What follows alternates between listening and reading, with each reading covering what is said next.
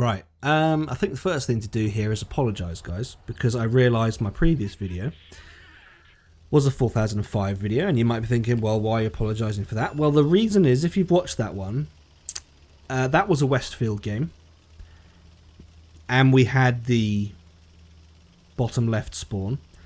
But not only was it a bottom left spawn, it was a spawn in almost exactly the same location on the map, and I am driving in exactly the same direction. So that's one reason for an apology. I feel like there's no variation at all, in the last two videos. But also, I've been featuring the GAU 8 quite a lot. I do quite like this tank. I like the challenge of this tank. So if you're getting sick of the GAU 8, then apologise. If you're getting sick of seeing Westfield and me playing it almost exactly the same way every time, I apologise. But hey, I can't pick the maps, guys. I can't. I haven't got control over that. So, put your pitchforks down. Stop.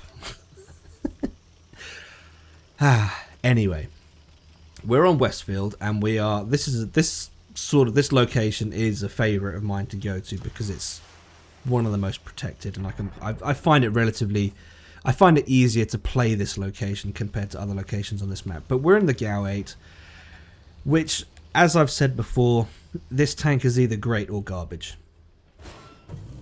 Side of a T72 AV, and we do 108 damage, and we almost use up the entire yellow section of the overheat on the gun. So that's an example of what I mean by this tank being great or garbage. You can have the side of a T72 AV, use up half your overheat, and do 108 damage. And the reason for that is you've only got 92mm of pen. T72 AV is a very tough vehicle. It's tough for anyone to get through, but it's especially tough for this tank. BZT, again, I get smacked by the BZT. That's another tough one. And so, I don't know what that medium is. He just got smacked himself. Do I look at him? He's on fire. What is it? T64A. Again, T64A. There's the AV. And this is one of the few positions where you do actually have the advantage. So alright. All of the tanks that I've faced so far, I've seen, have been what I would call no-goes. Unless they do what that AV did, which was present his rear to me. If you want to protect yourself from a GAU, angle, front armor, angle your side armor. In some cases you can get away with being flat side like the AV was at the start. But whatever you do, do not give it your rear. That's I suppose that's just general life advice. Don't give anyone your rear. Especially in this context. The GAU will shred you. So I've gone from doing, 108 damage with half the overheat to 2,000, well, we'll call it 2,100 damage using the entire overheat. This thing has an immense rate of fire, an incredible rate of fire. 3,533 rounds a minute, to be precise. So when you're doing that much damage, when you're putting that many rounds down range, with 92 penetration each one doing 15 alpha, it quickly stacks up. That quickly multiplies up to a lot of damage. So just a word of advice to you guys. If you're lightly armoured, if you're light tank, a Leopard, Brennus, AMX, you want to avoid this thing if you can. If you can't, obviously you can't. But typically, Russian tanks are fairly strong against the GAU. That T64, I think that's the tier 1 T64, so not the best armoured Russian tank, but even so, the T64 from the front presents a difficult target. But here, this is kind of ideal. There you go. There goes a forehead. Like I was saying, French, German, British, heavy, lights, mediums, you're gonna struggle.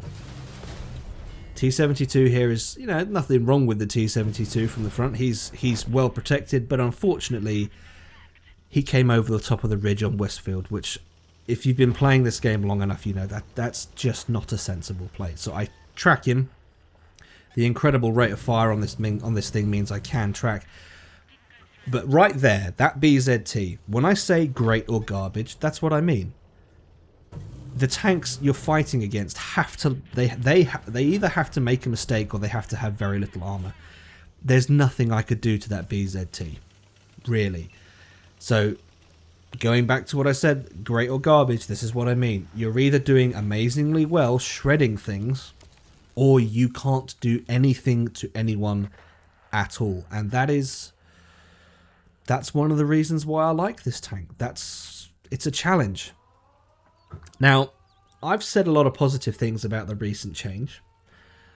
One of the negatives is, and this is affecting, you know, content creators, so it's probably like, what, 50 of us that do that for this game.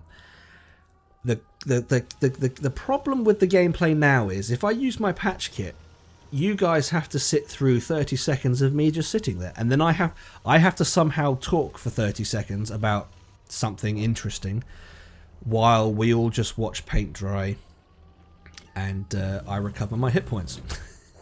So, yeah, not really a real reason to complain, but hey, it's something I could say, I guess I'm not so keen on that. RBRTing the RDF, which is quite nice. Overheating on the T92, which I shouldn't have done, because now I've got, I think it's, is it 20 second cooldown on this gun once you overheat? I'm not sure, but this poor T92, he's dead now. But if I hadn't overheated, I would have, he would have been dead, but I overheated. And that's one of the other things, that's one of the other sides, that challenge to this tank is the overheat mechanic. It overheats very quickly. You've got to be careful with your shots. You've got to aim the shots carefully. And there we go. There goes the final T64A. So that's a 5-kill game.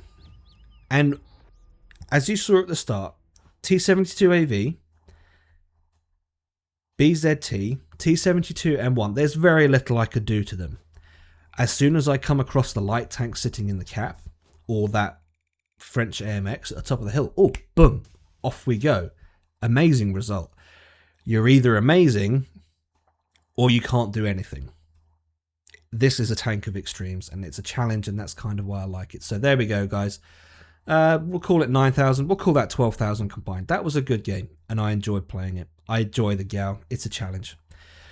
So if you guys are interested in getting the GAU, whenever it comes back on sale, I do recommend it as a challenge. If you're a new player, I wouldn't recommend it, because it's, well, a challenge. You need to get to grips with the game first. But if you're someone who is after a challenge, then I would recommend the GAU. It's an interesting way of playing the game. So there you go, guys. That is all I've got for this video. If you've enjoyed it, please leave it a like, if not a dislike. Subscribe if you haven't already, and I'll catch you in the next one.